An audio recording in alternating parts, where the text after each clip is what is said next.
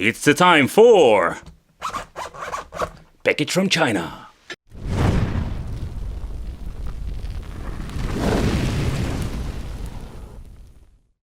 Hey guys, welcome back to the channel. It's awesome that you're tuning in. So in this video we are going to take a close look at something I was waiting for a very long time. So this was the arcade box or something like that. So when it comes to these game boxes, it's going to be quite interesting because they are bringing out a lot of them. Like first we had the Pandora's box and the handhelds, and now we're going like all wild with these game systems. So they call this thing the arcade box. Like that is really creative. So I'm curious what this thing can do, but also like what are we going to get in the inside? Because when you're looking at the device, I'm going to get myself this Super Console X vibe. And for the people who didn't see a video about the Super Console X, it's basically like an Android box with an EmuElec on it. What I do like about it, to be honest, is this picture. Did they made it themselves or did they rip something off? Who will tell? So over here we're going to get an HDMI cable. And let's see what we're going to get here. And this is the arcade box instruction. Okay, so let's say they did a very nice job explaining how everything works. For example, how you need to reconfigure a controller.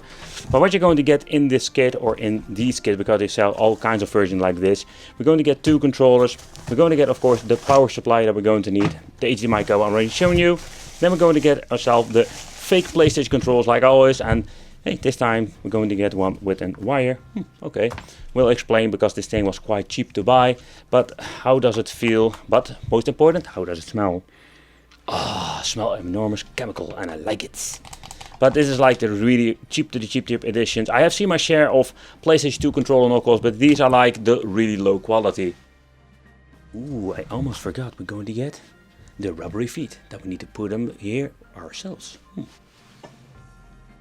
Okay, so when it comes to these game boxes, Super Console X, arcade box, how you want to call these things, we're going to get all kinds of variations, wireless controllers, wired controls, even with weird Super Nintendo controls. So the controllers they're going to get mostly are pretty damn awful, and to be honest, I don't get it.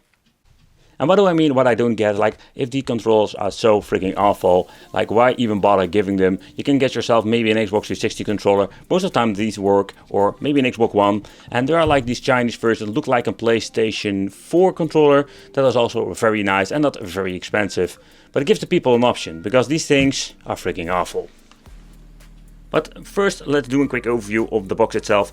What can we do with it, but also what are the connections? Because that is also a question. Sometimes we don't going to get enough USB ports, and that is also quite annoying because you need to use a USB hub.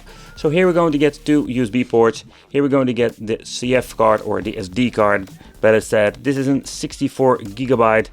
And they are using like this weird brand or non-brand at all. At the back we're going to get here the on and off switch. That is something that is not common with these things. An input for the power supply, HDMI out, an RJ45. This is just basically if you want to update the software itself. And we're going to get a jack out. I can say like I tried it with Super Console X. These things don't work most of the time with EmuElec if you want to go all retro on a CRT or something like that.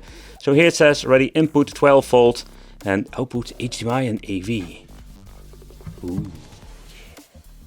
Okay guys, so let's do a wicked nerdy time. So this thing has an EmuLogic S905 chip inside. That's basically a quad-core or ARM Cortex A53. Comes with a Mali 450 MP3 GPU that runs on 750 MHz, or that's basically what the wiki page says. Then we're going to get 1 GB of storage, 64 GB of SD card and 1 GB of RAM. So basically this thing is, so far I can see, exactly the same like the Super Console X. Okay, but how do you connect it? It's quite simple. We're going to plug in the HDMI cable over here. Then we're going to plug in the 12 volt power supply. And of course, in the first part of this video, we'll use the crappy PlayStation 2 chemical controller. Plug it in one of these USB ports and that's it. You're ready to go. Let's turn it on and let's power on the monitor.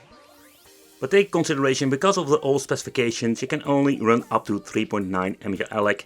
It's a little bit of a bummer because the newer edition of the firmware will give you so much more in return when it comes to compatibility with emulators and of course new features. So when booted up, this is what we're going to get. Just the basic menu like with the Super Console X. So EmuElec, need to take consideration, this is just a software you can basically like download yourself, add yourself the emulators and the files that you need. So you can basically build it yourself, maybe cheaper. But this is just a plug and play solution. So what you can play with this thing is like pretty damn impressive. So you can play the old school stuff like Sinclair, Atari, Commodore 64, Amstrad, CPC.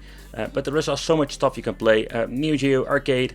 But what we're going to test out is the systems like Atomic Wave, Sega Dreamcast, PlayStation Portable. This thing has so much to offer, but take consideration that some of these boxes are having like really old and low specs. So we will occur some issues when it comes to emulation performance, and of course, are some of the games even playable?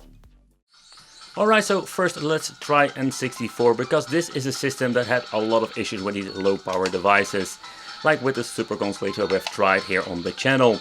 But if you just want to play it on native resolution, no fancy upscaling, this will run just fine. But take consideration, a lot of games that are more demanding will not run very well or at all. Okay, so because of the low power chip, and it's not a good combination with the SSPP emulator. Games like Metal Slug, a two-dimensional game, will run just fine with some glitching, if you can live with it. But when you're going to get into the 3D, then we're going to get some issues. It's a little bit of a bummer in my opinion. But yeah, this is what you're going to get with most of these cheap boxes. Like I'm always saying, for the money, you can't complain.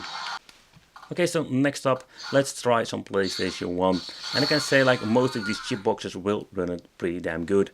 But it's most of the time on just a native resolution. I think it's not a big of a deal, but if you want to have more upscaled, let's say, resolutions, you just need to have a powerful box, and you cannot do that with a cheap device like this. But if you can live with this, it's just okay. Okay, so next up let's try some Atomic Wave.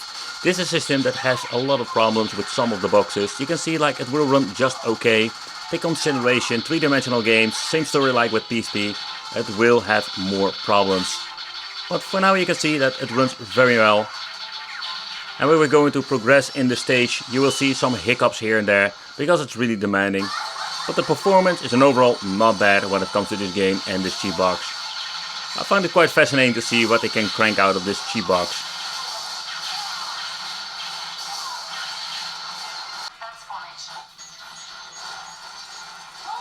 Okay, so when it comes to Sega Dreamcast, this is not running on the Redream emulator, and the reason I'm saying Redream, because Redream is personally like one of my favorite emulators, because the compatibility with a lot of games is just superb. But it is not possible with this 3.9 EmuElec. Still, the performance and overall is not bad at all. You can see this game runs very well, and a lot of other games will too. But of course, we always have like hiccups, glitches, stuff like that. But when you like just going to deep dive into the game library, or you're going to add yourself games to it. But if you're thinking just to have a device that can play just all the old school 8-bit 16-bit games, a cheap box like this is just more than enough. You don't need a really expensive one that costs like a couple of $100, or you're going to get yourself, let's say, an Nvidia Shield that costs around $250. You don't need it at all. You can just use a cheap box like this. A lot of these games run just fine. It is more like if you want to play more the later systems, then we're going to need a beefy specs and a very powerful box that costs a lot of money.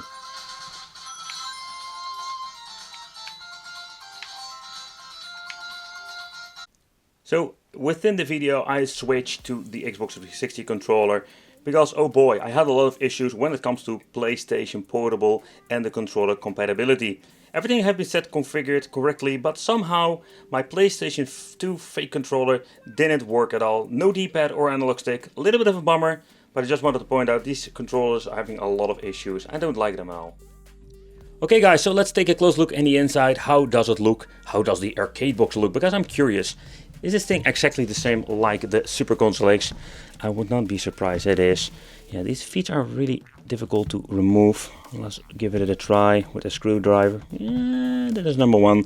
So only thing I need to do is like remove the 3 screws, and then we can just basically pop it open. I think there are no like plastics clicks together. So let's gently remove these. Just want to reuse them after I'm done with this teardown. So let's do the last one over here. So it's kind of tricky.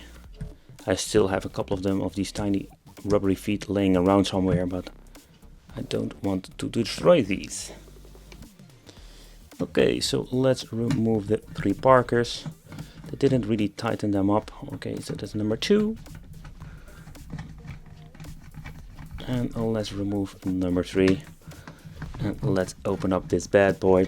So the weird thing with these designs is like, there are some space between here, or like some cooling ventilation, but the weird thing is like you're putting the console like this, so the heat cannot escape. So it's kind of weird thing what they're doing over there.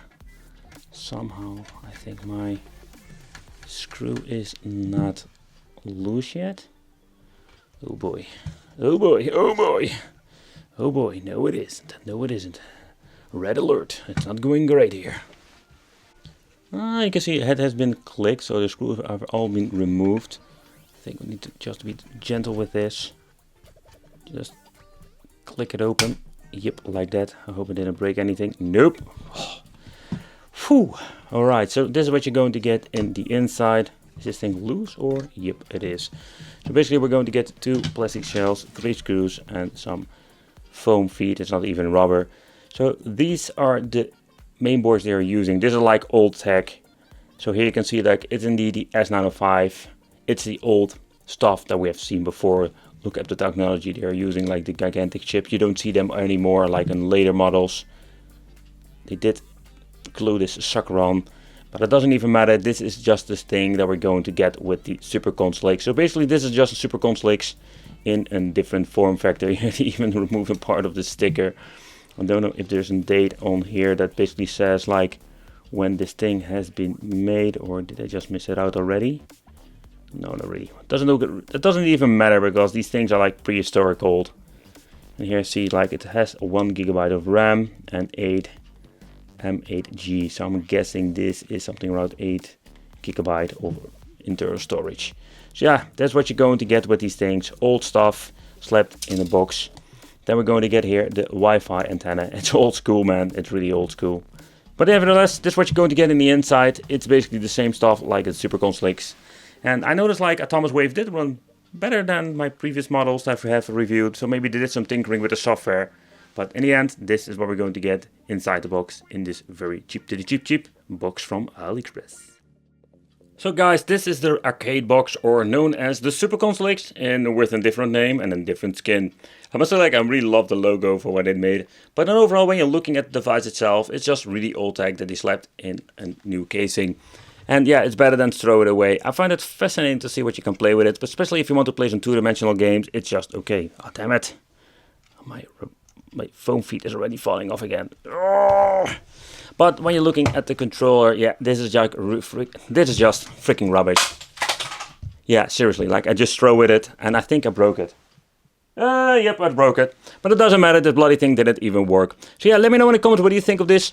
And I want to thank you for watching. Consider subscribing, hit that little bell, become the Wicked family. And I will see you in the next video.